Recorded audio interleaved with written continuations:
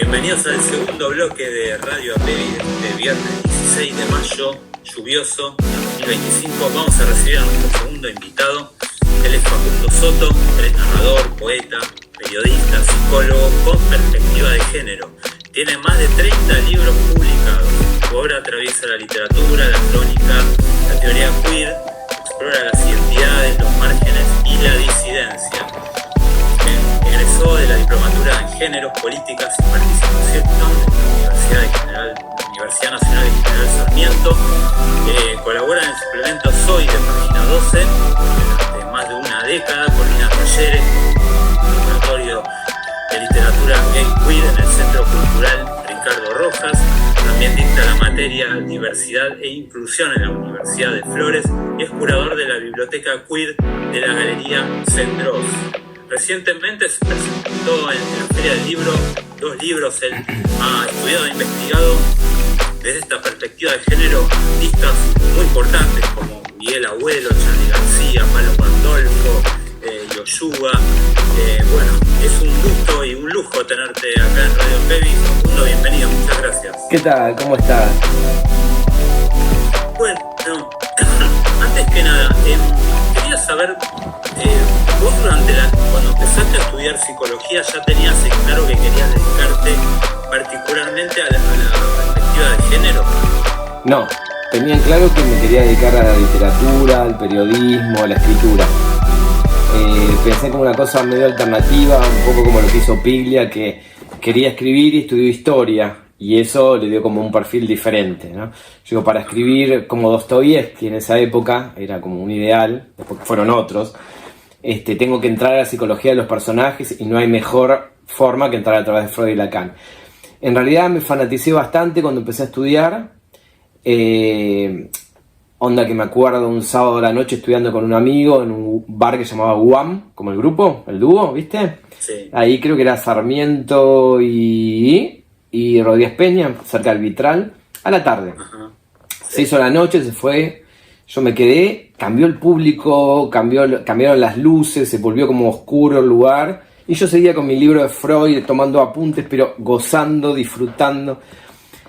Hasta que mi sexualidad afloró y me encontré con una persona muy conocida del ámbito psicoanalítico, que daba clases, mano derecha de Diana Rabinovich, iba a Francia a psicoanalizarse y trabajaba para desarrollar mi heterosexualidad, lo cual me hizo mierda. Y ahí, bueno, se desenmascaró el fucking psicoanálisis. Y bueno, me sentí como muy dolido. Yo me recibí, trabajé en una clínica, trabajé en un hospital y me confrontaba con cosas muy bizarras todo el tiempo. Viste, que no estaban buenas. O sea, en un hospital, un chico que me gustaba atenderlo, que estudiaba Derecho, había intentado violar a la mamá. Y el supervisor, con el cual se supone que te tiene que enseñar, tenés que aprender a supervisar, estaba metido ahí por una cuestión política y era teólogo, ni siquiera psiquiatra, ni teólogo. Mirá vos. Entonces fue dificilísimo. Pero bueno, después me reinventé y cuando agarré la perspectiva de género dije, va por acá. Y es como una cosa como, viste, ir como un salmón en contra de la corriente, como muy punk, en un ambiente actualmente muy pacato, muy... En algún libro cuento que cuando doy clases en la facu, no hay un solo cuatrimestre que alguien me pregunte en algún momento, después que me presento, digo, yo soy Facu Soto, escritor, soy gay, o a veces digo, soy puto. Cuando entramos en confianza me dicen, profe, usted no se quiere, ¿por qué dice que es puto? Yo no ando diciendo que soy heterosexual. Y antes me enojaba. Y ahora lo tomo como una oportunidad para adelantar un tema del programa, hablar de la visibilidad, hablar de un montón de cuestiones, igualdad de derechos.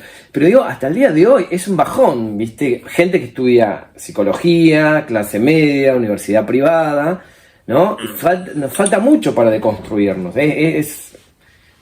Seguro.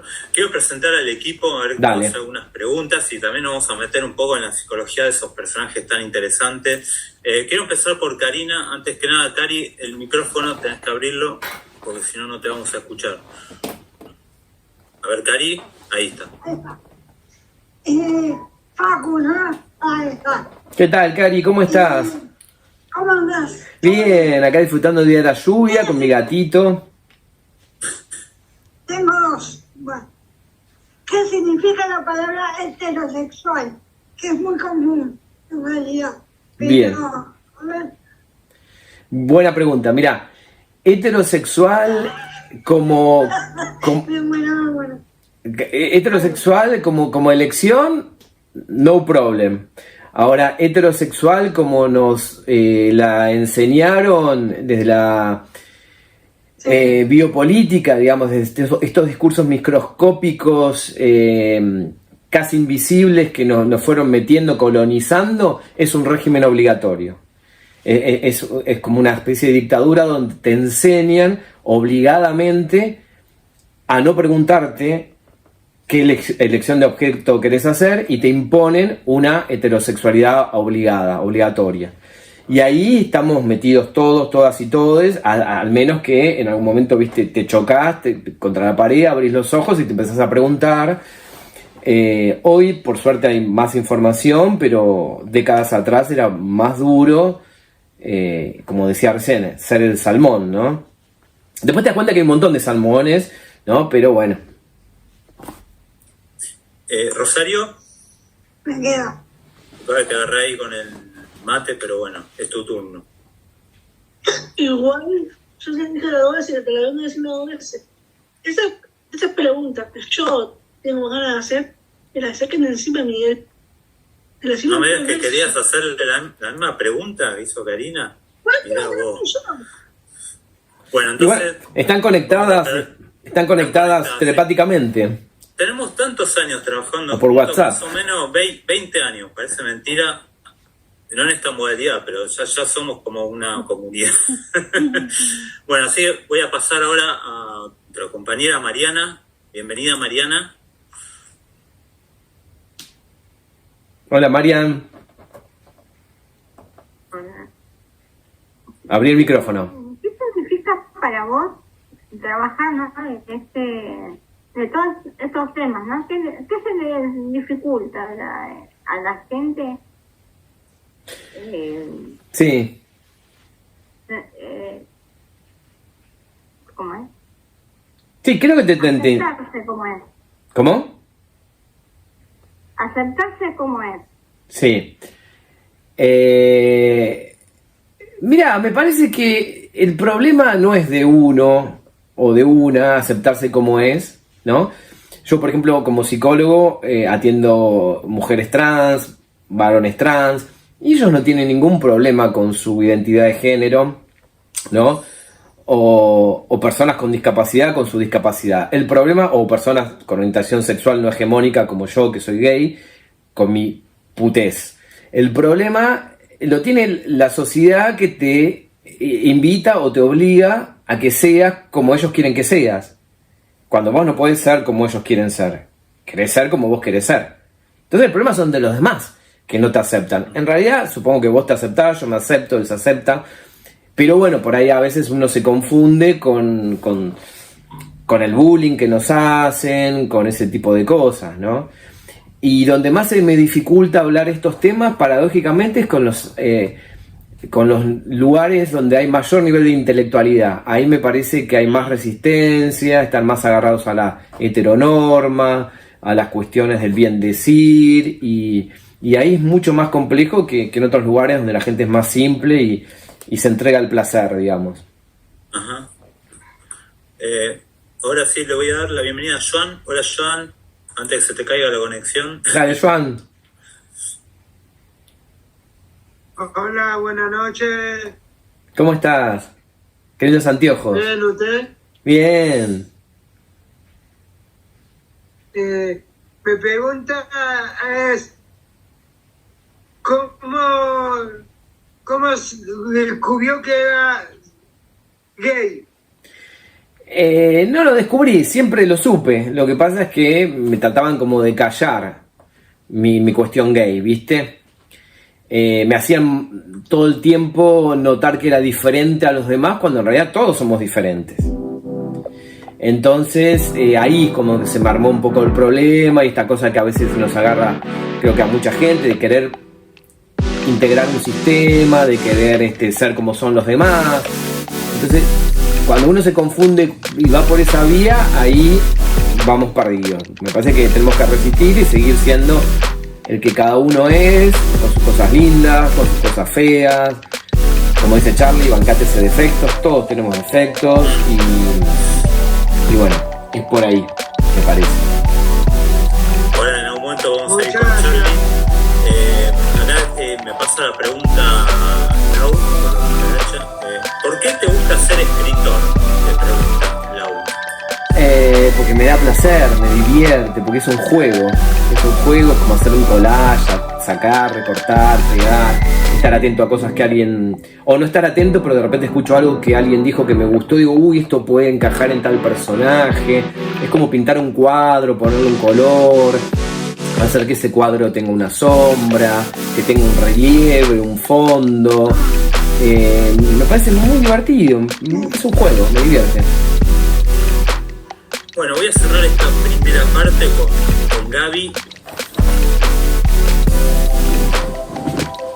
Gaby, estás silenciada, Gaby, no te calles, Gaby, habla. Eso.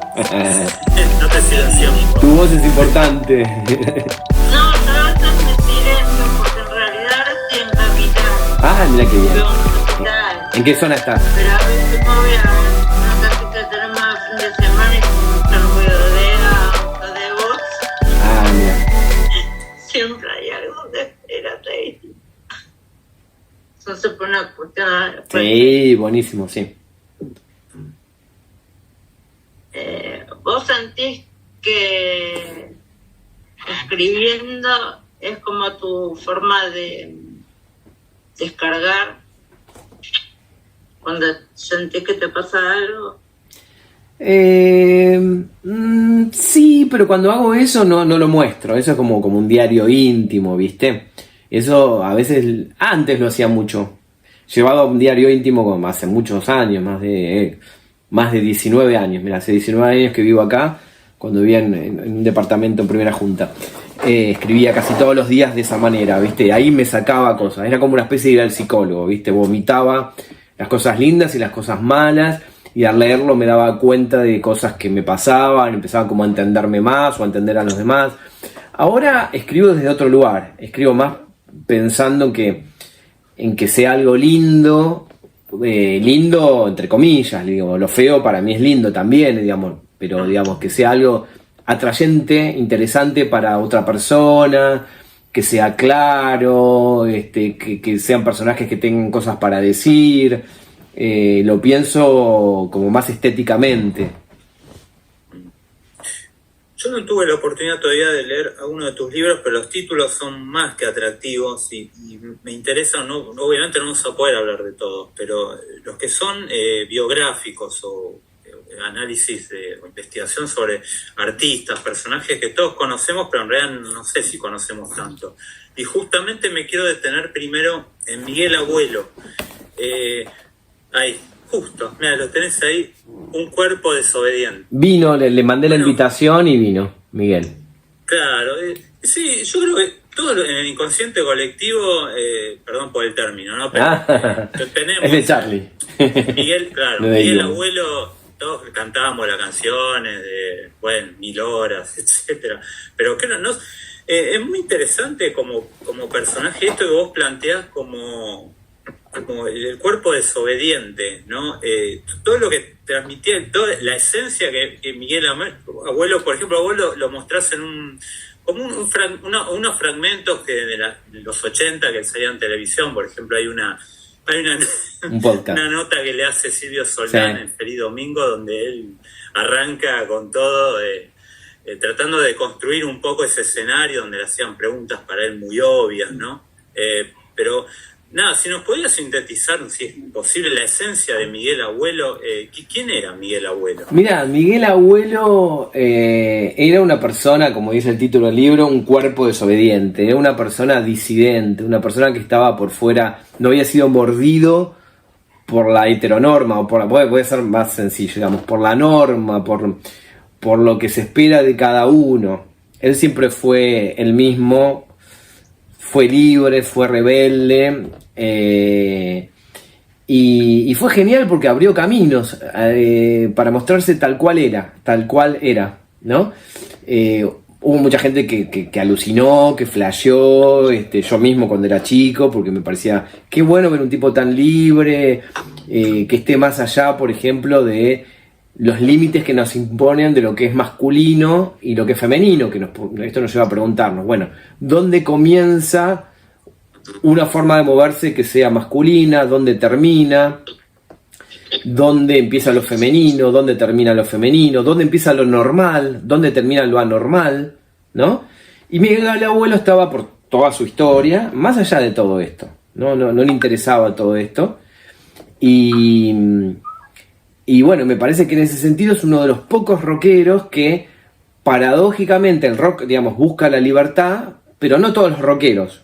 Muchos rockeros, como diría Woody Allen, se pierden en el intento, ¿no? Empiezan a buscar la libertad, se dejan el pelo largo, se ponen prendas de colores, pero en algún momento retroceden, ¿no? Sobre todo con el tema sexual. Y bueno, Miguel Abuelo en este sentido me parece que es un tipo que, con la mirada y con los conocimientos que tenemos hoy, podemos decir, tenía un cuerpo o una modalidad no binaria, ¿no? Que iba más allá de los límites masculinos, femeninos, que se divertía. Él con su grupo, con los Abuelos de la Nada, irrumpieron en un momento, acá, año 82, post-guerra Malvinas, cuando se escuchaba mucha música para escuchar, donde las letras tenían una importancia suprema, donde la gente escuchaba los recitales de Spinetta Jade, Serú Girán, sentados, y Miguel Abuelo y los Abuelos de la Nada, con Andrés Calamaro, bueno, con todo el grupo, con todos los integrantes del grupo, hacían música que era bailable, con letras con alto vuelo poético, ¿no? Y bueno, por abrir caminos y ser pioneros se comieron un montón de botellazos, literal. En el Festival Buenos Aires Rock and Pop 85 le tiraron un botellazo a Miguel, que le sangró el ojo y siguió cantando. La resistencia, ¿no? Se podría haber bajado del escenario, podría haber respondido con violencia, y respondió con sus movimientos en escena como siempre, bailando, dejándose llevar, cantando, diciendo lo que él tiene para decir. La respuesta de él fue seguir con sus letras, seguir con las canciones que tenía para mostrar, ¿no? Entonces, en ese sentido, me parece totalmente pionero, valiente, y digamos, abre caminos, ¿no? Uh-huh. Sí, algo ahora nos parece tan normal realmente en esa época, dependiendo de la dictadura. Bueno, quiero abrir el segundo bloque de preguntas. Vuelvo con Karina. Cari. Bueno. Te escuchamos, Karina. ¿Qué te gustaría preguntarme? No sé si voy a tener respuesta, pero lo vamos a intentar. Cari siempre tiene alguna pregunta ahí. Buenísimo, está buenísimo tener preguntas. Yo creo que mi abuelo tenía más preguntas que respuestas. Uh-huh. Te iba a preguntar, ya que hablaba de mi abuelo, de los Abuelos de la Nada, ¿cuál fue tu fanatismo en todos esos? Sí, mira, cuando yo era chiquito, descubrí primero a Charlie con Clics Modernos. Yo tenía 11 años y me encantó, me flasheó, lo vi en la televisión, vi el recital de Charlie Ferro cuando presentó Yendo a la Cama Living. Y después mi tía y mi tío me llevaron a la presentación de Clics Modernos en Luna Park. Y ahí al toque, me acuerdo que vi a Miguel Abuelo también en un programa llamado Música Total, un domingo al mediodía. Ah, sí. Y flasheé, bueno, también me gustaban los Abuelos de la Nada, porque sonaban en la radio, El Marinero Bengalí, Así es el calor, Singamulán, canciones pop, y siempre con un vuelo y con una cosa que me despertaban interés. Ahí al toque, después del segundo disco de Los Abuelos, Vasos y Besos, Andrés Calamaro y Miguel Abuelo sacan sus respectivos discos solistas. Después siguen con Los Abuelos de la Nada, Himno de mi Corazón, Los Abuelos en el Ópera, ¿no? Y, por ejemplo, en el disco solista de Calamaro hay un tema que se llama Otro Amor en Avellaneda, ¿no? Que él habla como si fuese una chica. Le canta a... ¿no? ¿Se acuerdan del tema? Y digamos, esos pequeños guiños, esas pequeñas aberturas de puertas hacia la libertad, ¿no? me parecen geniales, ¿no? Son pequeños giros, ¿no? Pequeños tips. Miguel Abuelo, banderado en la libertad también, ¿no? Bueno, después con Cosas Mías, y antes también, ¿no? Bueno, Marinero Bengalí, la letra del tema, Cachorro López, acá en el libro rescaté cosas que dijo sobre ese tema, y también es un marinero gay, ¿no? Año 82, hablar de eso era como, y te das cuenta, si prestás atención, hay guiños, hay cosas que te van tirando como un centro para que hagas algún gol con tu vida y seas vos mismo, ¿no? Mirá que Marinero Bengalí la canté 1000 veces, nunca me detuve a pensar en el sentido de la letra. Bueno, ahora... Una invitación a... Claro, escuchala pensando esto, a ver si encontrás ahí algún guiño de por qué no hay que enamorarse del marinero Bengalí, porque la dejó sola, ¿no? Se fue con un marino. ¿Cómo? Yo particularmente estoy fanática de Los Abuelos de la Nada, porque me encanta esa banda, te preguntaba por eso. Bueno, Qué bueno, Karina. ¿Y qué tema te gusta más de Los Abuelos de la Nada? todos, pero hay los dos primeros de Los Abuelos de la Nada. Después ya ¿Los dos primeros, cambia. los dos primeros discos o los dos primeros temas del primer disco? Los dos primeros discos de los dos primeros temas. Ah, mirá qué bueno. No se desesperen, tiene un mensaje también muy alentador, ¿viste? Como Charlie con No te dejes desanimar. Todo va a andar bien, ninguna bala parará este tren. Es como, ¿viste? Mensajes muy buena onda. Sí, hay que volver a escucharlo. Hay que volver a escucharlo. Por ahí de tanto escucharlo perdimos el sentido ahí. Yo creo que hay que rescatar. Sí, y están muy vigentes, ¿viste? Porque por ahí hay otra música que la escuchás y envejeció, las letras son, ¿viste? Como que, bueno, medio pedorras, que hablan siempre de lo mismo, del amor. No, estos tienen un mensaje y mucha poesía. Sintonía Americana, la escuchás y siempre encontrás cosas nuevas. Sí. Quiero ir ahora con Mariana. Marian.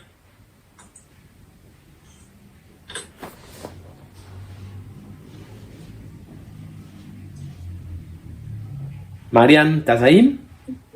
El tema de la psicología, ¿no?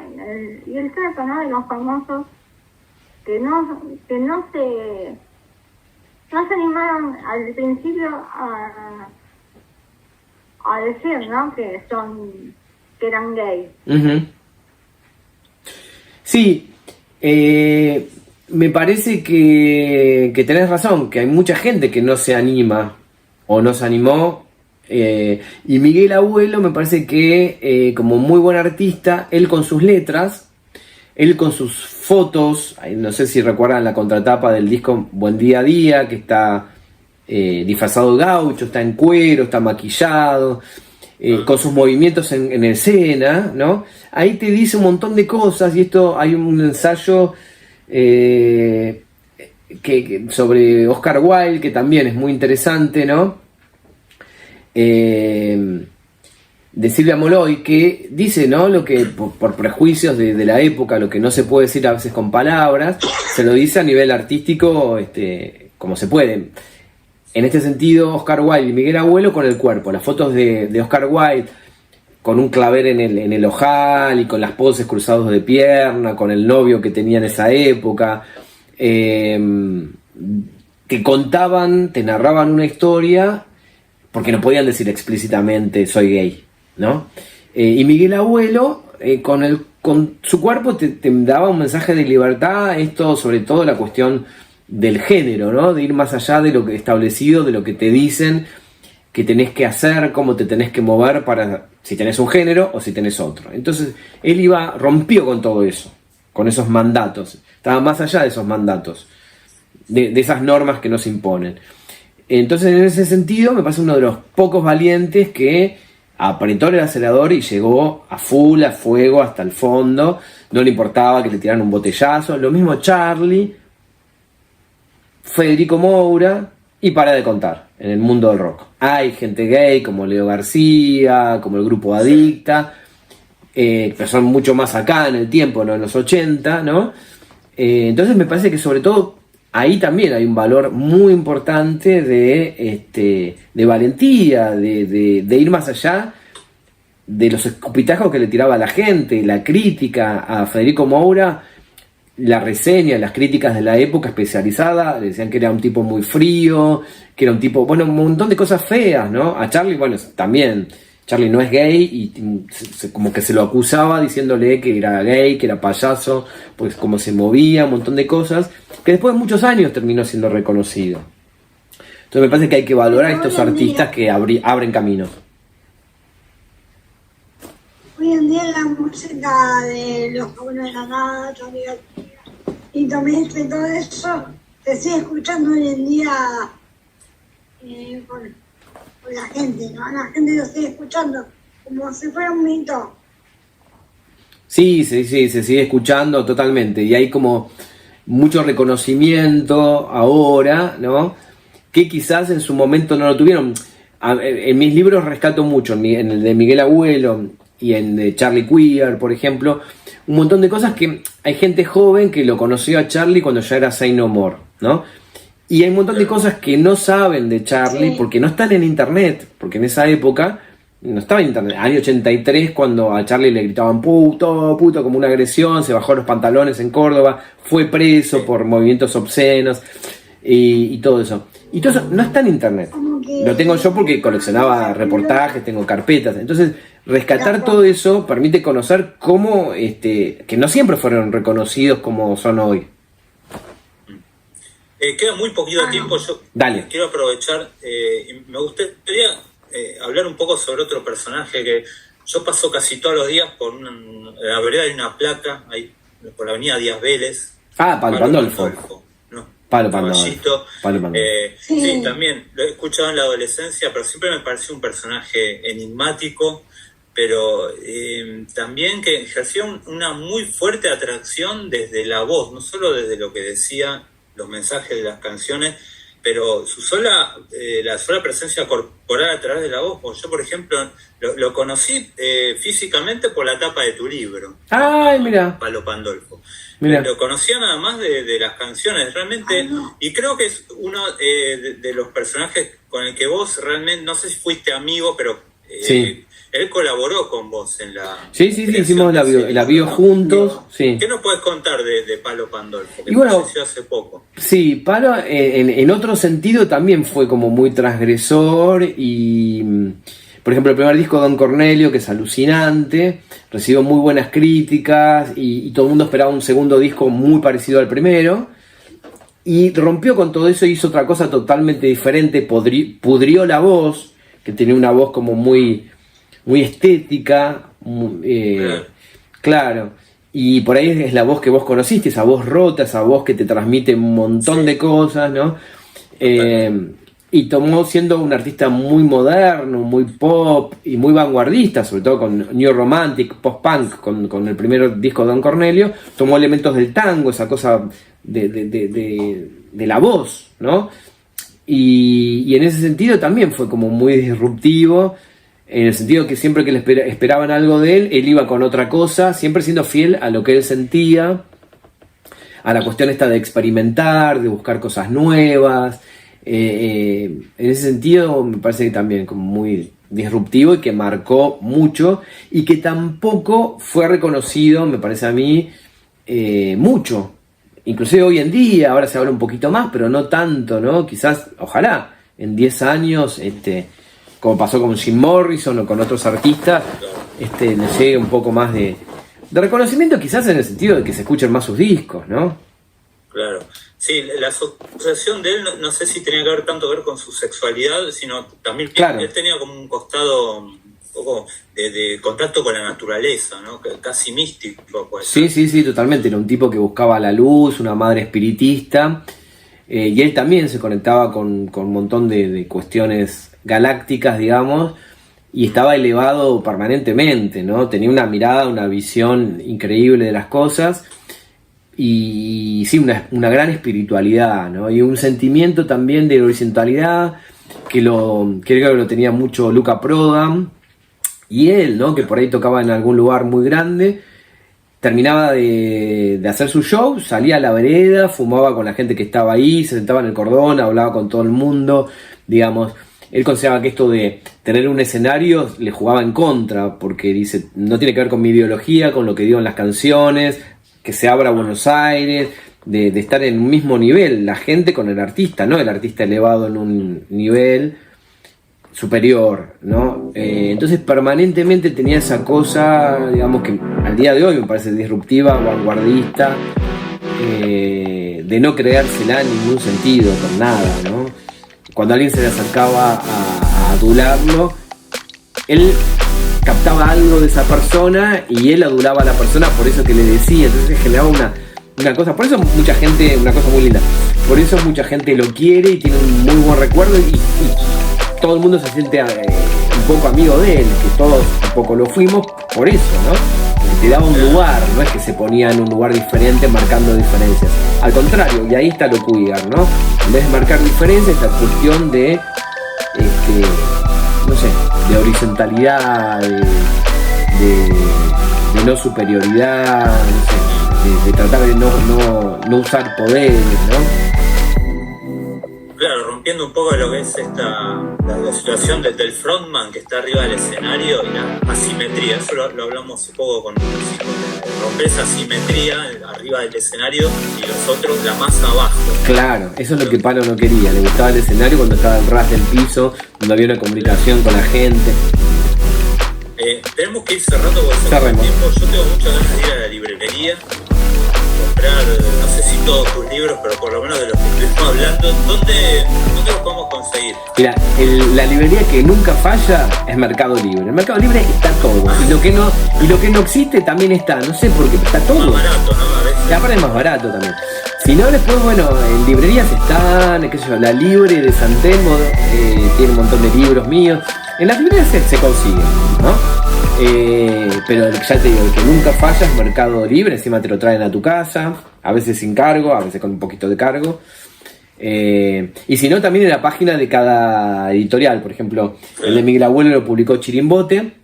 Chirimbote, sí. Entras a la página de Chirimbote, está el de Pablo Pandolfo Sudestada, que es una cooperativa, que está bueno también, que sea una cooperativa, la página de Sudestada, ¿no? Y así.